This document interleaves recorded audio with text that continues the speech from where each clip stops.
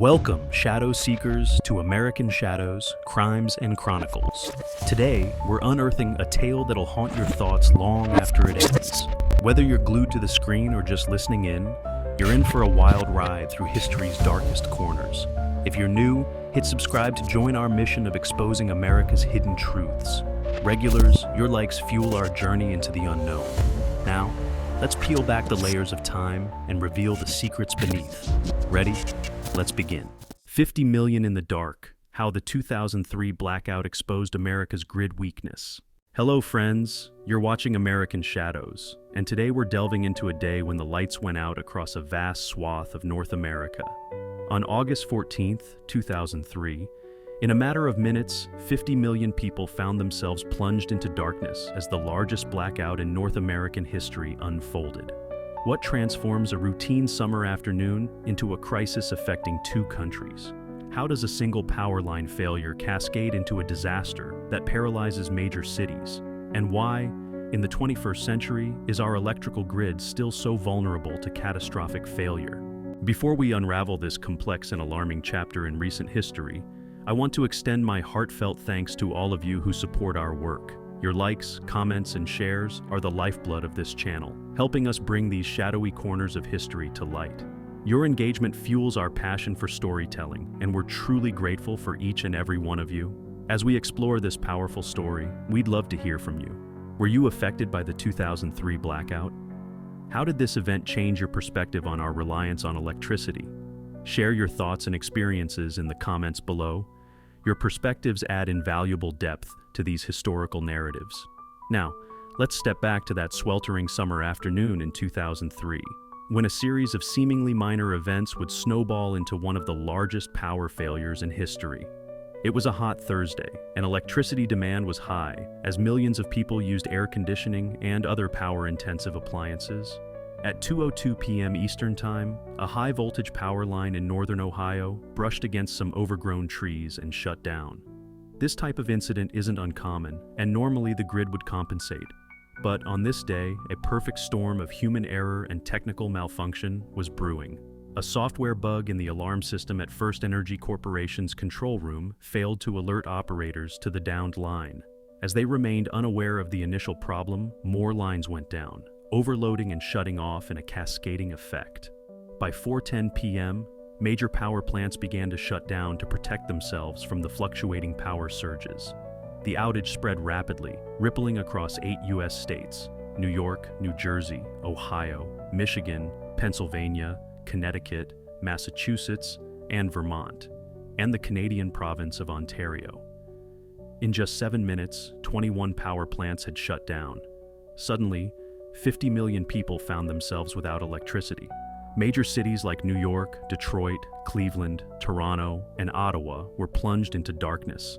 It was the largest blackout in North American history, affecting an area with a population equal to that of Spain and Portugal combined. The impact was immediate and profound.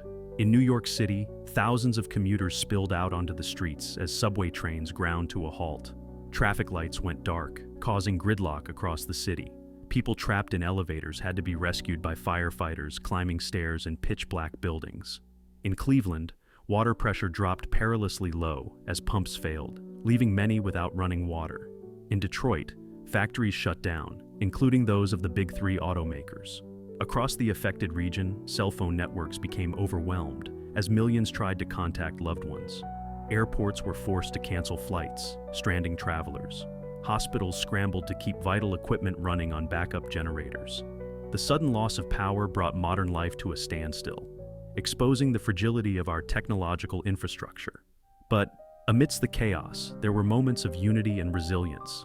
In many areas, impromptu block parties broke out as people brought food from their powerless refrigerators to share with neighbors. In New York, strangers helped direct traffic at intersections. Restaurants gave away food that would otherwise spoil. Despite the disruption, there were surprisingly few reports of looting or unrest. In fact, in New York City, the crime rate actually dropped during the blackout. As night fell, the true scope of the blackout became apparent. Satellite images showed a vast dark patch covering the Northeast United States and Southeast Canada. It was a stark visual reminder of how dependent our modern society is on electricity. The blackout lasted for up to 2 days in some areas. The economic impact was staggering, with estimates ranging from $4 billion to $10 billion in losses. In New York City alone, the cost was over $500 million, with businesses forced to shut down and perishable goods spoiling in stores and restaurants. In the days and weeks that followed, investigators worked to piece together what had gone wrong.